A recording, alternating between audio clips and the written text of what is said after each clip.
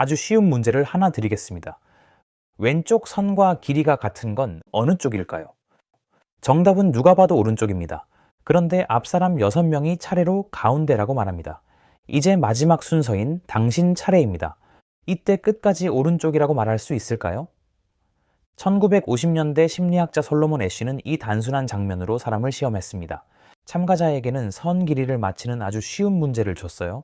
평소라면 거의 틀리지 않는 문제였죠. 그런데 앞에 앉은 사람들이 미리 짜고 하나같이 틀린 답을 말했습니다. 결과는 놀라웠습니다. 아무 압력이 없을 때 사람들은 1%도 안 틀리던 문제에서 다수의 압력이 생기자 36.8%나 틀린 답에 동의했습니다. 뻔한 문제였는데요. 설명이 어려워서 흔들린 게 아니었습니다. 오히려 너무 쉬운 문제였기 때문에 더 이상했죠. 도대체 왜 사람은 다수 앞에서 약해질까요?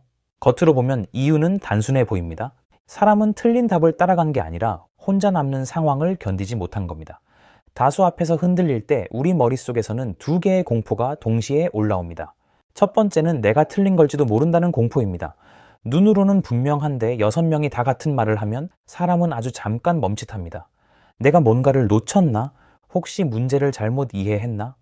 이 순간 판단은 갑자기 어려워집니다. 두 번째는 나만 이상한 사람이 될지 모른다는 공포입니다. 그리고 사실 이쪽이 더 셉니다. 사람은 틀리는 것보다 튀는 것을 더 무서워할 때가 많습니다. 정답을 말하는 순간보다 정답을 말했다가 모두의 시선이 자기에게 꽂히는 순간을 더 두려워하죠.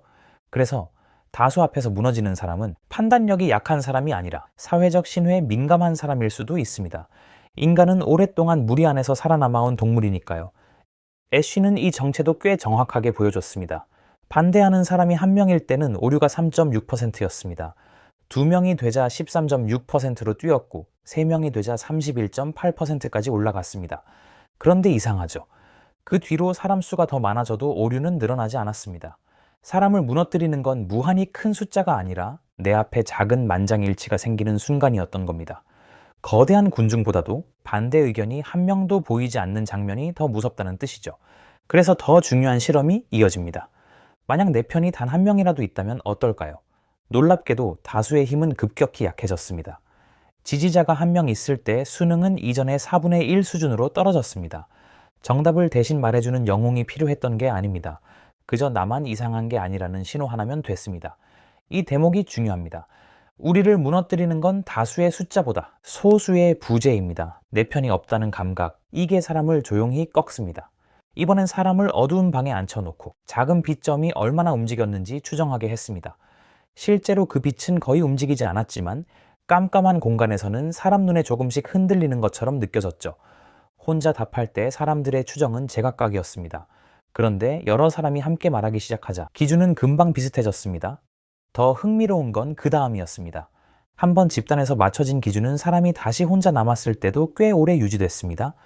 이전 실험이 분명한 정답 앞에서도 다수가 사람을 흔든다는 걸 보여줬다면 이번 실험은 정답이 애매할수록 사람은 더 쉽게 집단의 기준을 자기 생각처럼 받아들인다는 걸 보여준 겁니다.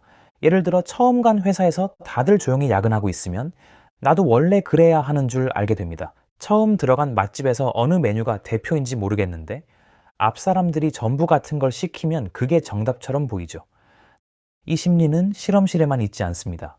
회의에서 다들 고개를 끄덕이고 있으면 좀 이상한 기획이라 느껴져도 그냥 넘어가게 됩니다. 괜히 혼자 초치기 싫으니까요. 댓글창도 비슷합니다. 좋아요가 수천 개 달리고 한쪽 의견만 따르는 분위기가 생기면 사람은 생각보다 빨리 자기 눈보다 분위기를 믿습니다. 정답이 바뀐 게 아니라 정답을 말하는 비용이 커진 겁니다. 문제는 여기서부터입니다. 이걸 몇 번 반복하면 사람은 나중에 다수가 없어도 다수를 상상합니다. 실제 압력보다 더 무서운 건 머릿속에 내면화된 다수입니다. 그렇다고 다수는 늘 틀리고 혼자만 옳다는 얘기를 하려는 건 아닙니다. 우리는 다른 사람 덕분에 많이 배우기도 하니까요. 문제는 합의가 진실에서 나온 게 아니라 눈치에서 나온 순간입니다. 다 같이 같은 답을 말하는데 아무도 자기 눈으로는 다시 확인하지 않는 상태.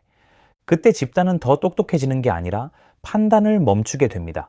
각자의 판단이 사라지기 때문입니다. 애쉬의 실험이 찝찝한 건 이게 남 얘기처럼 안 들리기 때문입니다. 누구라도 그 자리에 앉혀놓으면 생각보다 쉽게 흔들리니까요.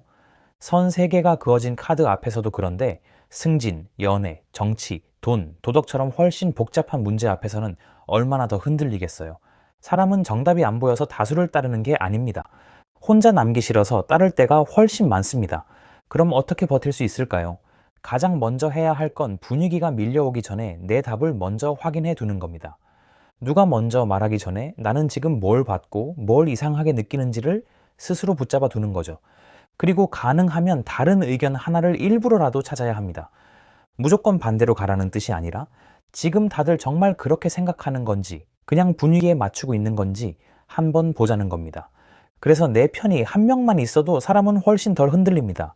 소수가 항상 옳다는 뜻이 아니라 반대하는 말이 나올 수 있어야 사람도 자기 생각을 덜 숨기게 됩니다.